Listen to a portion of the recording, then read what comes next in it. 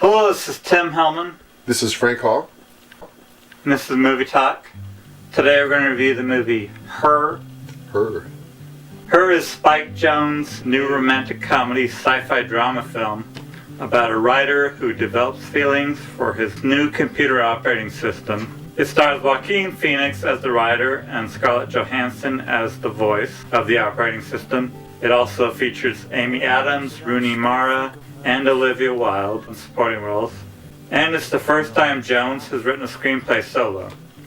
The film is one of the best reviewed movies of the year, and it's racking up several awards and award nominations. What do you think of it?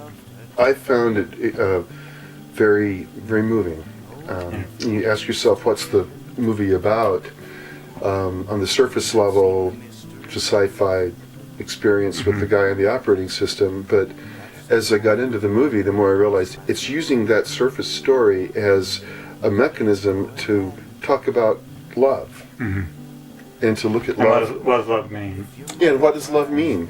From all kinds of different directions. If you think you understand love, watch this film, and it will raise new perspectives. For me, one of the things I thought was interesting about it is people that thought, you can't be in love with a computer voice, but you can be in love with an ideal version of what you think is your perfect soulmate. Yeah. So, if you have a crush on someone, and you place that ideal image on them, same thing. I mean, it happens all the time. How many people are really in love? I don't know percentage, but I'm just saying, people place their ideals on other people. Yes. And it's no different than having a computer image that you can imagine and fall in love with.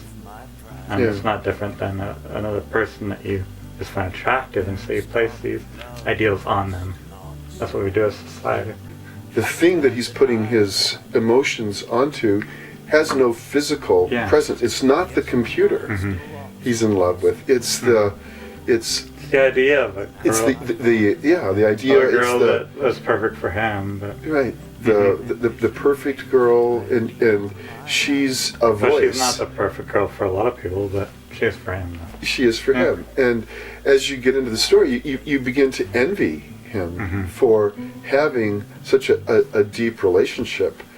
And so in some ways it's about love, but it's also about, Tim, it's about the singularity.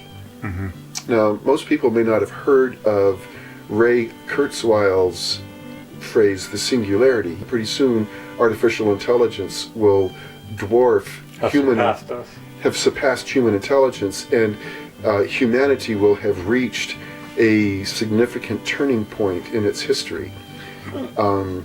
And the singularity makes an appearance in this film. So I would say it's about love and the singularity. And it got the Golden Globe award for the screenplay. Best screenplay. Nominated for the Oscar. It might win that as well. Yeah, I think it should. It's an extraordinary screenplay. And also for me, one of the most moving moments was he's on a first date. It's all going well. And she says, will you still stay in this relationship if I sleep with you? And he backs off a little bit and he says, I don't know where this is going, this is a little fast for me. And then she freaks out and says, you're a really creepy dude.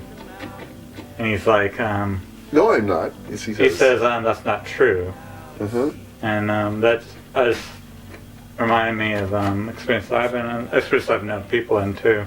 And I was reading online about that scene.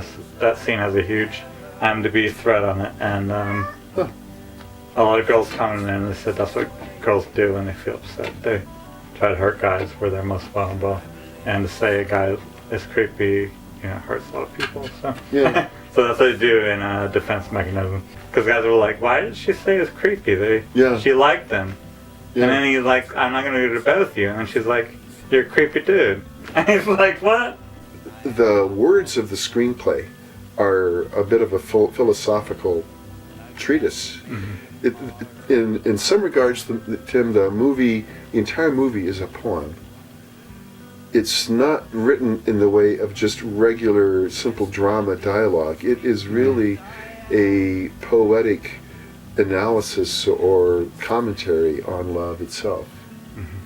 So what rating would you give it? I gave it a 5. It had everything I look for in a movie. I give it 5 too. Why do you give it a 5, Tim? Emotional, relatable. Another introvert as a hero, but you see it all the time in movies, but nowadays especially, but who doesn't love to see themselves as kind of the hero in the movie? I mean, that's why you watch a movie. So you relate to the guy that was falling in love with definitely. the computer operating system? Oh yeah. Okay. Mm-hmm. You heard it here first, folks. Mm-hmm.